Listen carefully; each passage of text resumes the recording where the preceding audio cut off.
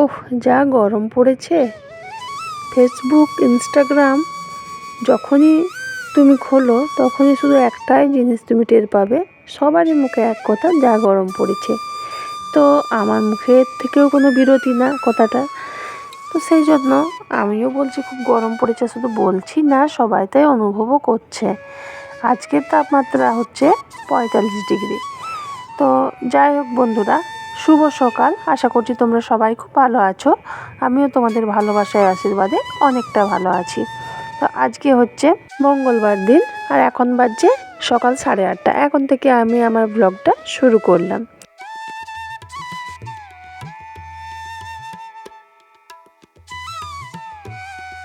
তোমরা বলবে দিদিভাই বলছে খুব গরম পড়েছে, আর দেখো এদিকে আমাদের সাথে শেয়ার করছে কচুরি আর ঘুগনির। তো হ্যাঁ বন্ধুরা, কিচ্ছু উপায় নেই। কালকে রাতে হঠাৎ করে ছেলে বলল, মা আমি কালকে কচুরি খাবো সকালের দিকে। তো ছেলের আবদার কখনো তো ফেলে দেওয়া যায় না। তাই সকাল সকাল তোমাদের দাদাভাইকে পাঠিয়ে দিয়েছিলাম বাজারে। বাজার থেকে নিয়ে এসেছে কচুরি আর সবজিটা। তো খুবই গরম আছে এখন, তো সেই জন্য আমি একটা বাটিতে ঢেলে রেখে দিলাম, কারণ প্লাস্টিকের প্যাকেটে থাকলে জিনিসটা খারাপ হয়ে যাবে। আর এত তাড়াতাড়ি তো জলখাবার খাবো না, খুব জোর 9:30 হয়ে যাবে খেতে, সেই জন্য একটা বাটিতে রেখে দিলাম। তারপরে দেখো, সকালের কোনো কাজ আমি কিন্তু তোমাদের সাথে শেয়ার করিনি। সব কাজগুলো সেরে, চান টান সেরে একেবারে চলে এসেছি আমি ঠাকুরদের বাসন ধুতে। আর এই ঠাকুরদের বাসনগুলো প্রায় প্রতিদিনই মাজতে হয়, কারণ পিতলের জিনিস প্রতিদিন একটু করে না মাজলে কেমন একটা যেমন কালো কালো ভাব হয়ে যায়। তাই একটু মেজে নিলাম পরিষ্কার করে। আর প্রতিদিনই মাজার চেষ্টা করি, হয়তো যদি কোনো দিন না হয়ে ওঠে সেদিন জল বুলিয়ে রেখে দিই। তো আজকে একটু মাজলাম। আর আজকে আমার ফোনটা এখন ধরে আছে আমার ছেলে। তো ঘুম থেকে উঠে প্রায় ব্রাশ করছিল, তো ওকে কাজ দেওয়া হলো যে ফোনটা একটু ধরে দিতে। আর ট্রাইপডটা সবসময় সব জায়গায় নিয়ে এসে ভিডিও করা সম্ভব হয়ে ওঠে না, কোনো ক্ষেত্রে হয়ে ওঠে না। তো আজকে ভাবলাম যে ছেলেকে দিয়ে এই সকালের কাজটা একটু দেখিয়ে নিই। তো যাই হোক বন্ধুরা, আমার ভিডিওগুলো তোমাদের কেমন লাগছে কমেন্টে অবশ্যই জানাবে। আর হ্যাঁ বন্ধুরা, এতক্ষণ থেকে তোমরা যারা আমার ভিডিওগুলো দেখছো, পুরনো বন্ধুদের জানাই অসংখ্য ধন্যবাদ। আর নতুন বন্ধুদের সাবস্ক্রাইব করে পাশে থাকার অনুরোধ জানাচ্ছি।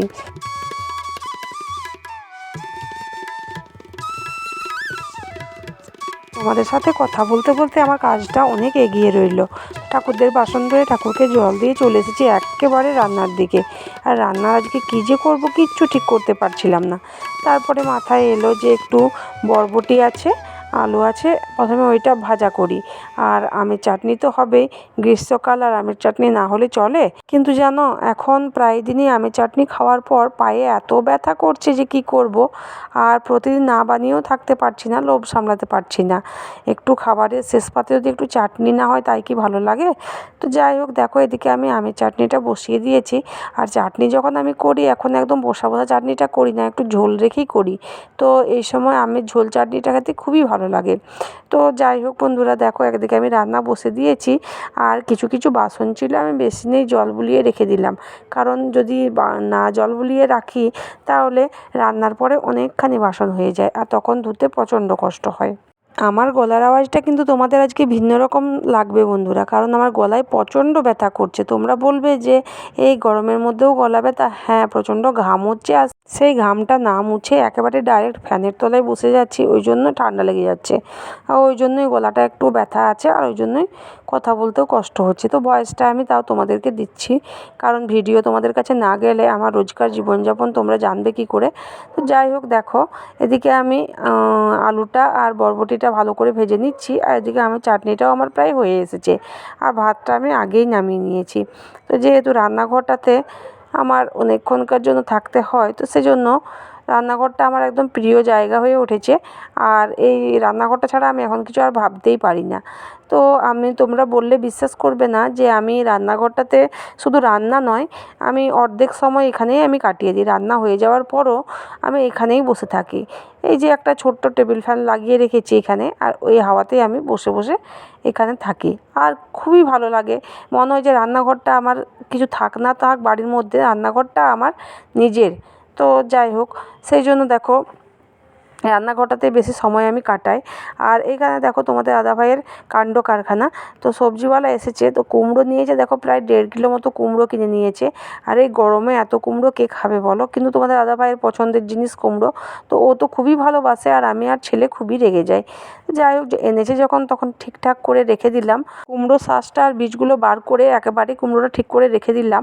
আর কতগুলো নিয়েছে কাঁচা আম, তো সেই আমগুলোও একেবারে রেখে দিলাম। তো তারপরে আমি ভেন্ডি সেদ্ধ করতে দিয়েছি এখানে।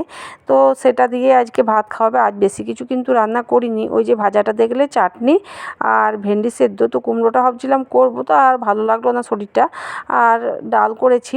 তো তোমাদের দাদাভাই বলল বাজার যাচ্ছি, আমি বাজার থেকে দই নিয়ে আসবো। আর এখন যখন ওরা বাজারে বেরোচ্ছে তখন বাজছে প্রায় 1:30 মতো। তো আমি এতক্ষণ থেকে চিৎকার করে করে ওদেরকে বাজার পাঠাতে পারলাম না, কিন্তু এখন ওরা নিজের মনেই গেল। তো যাই হোক, রোদটাও প্রচণ্ড উঠেছে আর বাইরে দেখো কেউ কোথাও নেই এই রোদের জন্য, সবাই নিজের নিজের ঘরে আছে, কিন্তু ওরাই একমাত্র এই সময় বেরোলো। তো কিচ্ছু করার নেই কথা না শুনলে। তো বাইরের পরিবেশটা দেখিয়ে তারপরে আমি কিন্তু এবার বাড়ির ভেতরে প্রবেশ করছি। যাই হোক, আমার তো গরম লাগছে, ওদের গরম না লাগলেও। তো আর আমাদের বাইরের উঠোনটাতে এখন তো কোনো ছাওয়াই নেই, তো সুতরাং সোজা একেবারে বাড়ির ভেতরে ঢুকতে হলো।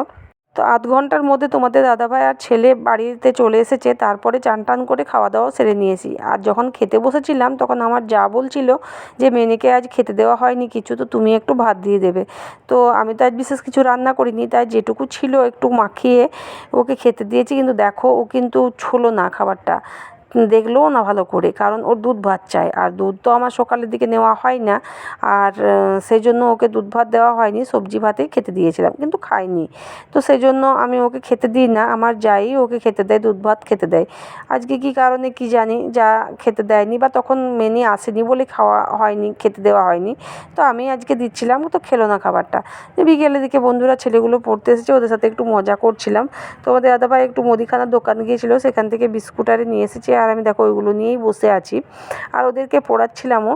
তো হাতে এক টুকরো বরফ নিয়ে খেলা করছিলাম ওদের সাথে একটু। তো ওদেরকে ছুঁড়ে মারছিলাম আর বললাম যে কে কতক্ষণ হাতে ধরে রাখতে পারিস সেটা আমাকে দেখা। তো সেই দেখাচ্ছিল। সন্ধ্যের দিকে একেবারে সন্ধ্যে দিয়ে খাবার টাবার করে তারপরে একেবারে বসেছি মুড়ি নিয়ে। মুড়িতে নিয়েছি চানাচুর, বাদাম, পেঁয়াজ কুচি, টমেটো, একটু আচারের তেল, সব নিয়ে মুড়ি খেতে বসেছি জমিয়ে। তো যাই হোক বন্ধুরা, আজকের ব্লগটা আমি আর বেশি বড় করছি না। তো দেখা হচ্ছে নেক্সট ব্লগে। ততক্ষণ তোমরা ভালো থেকো আর সুস্থ থেকো।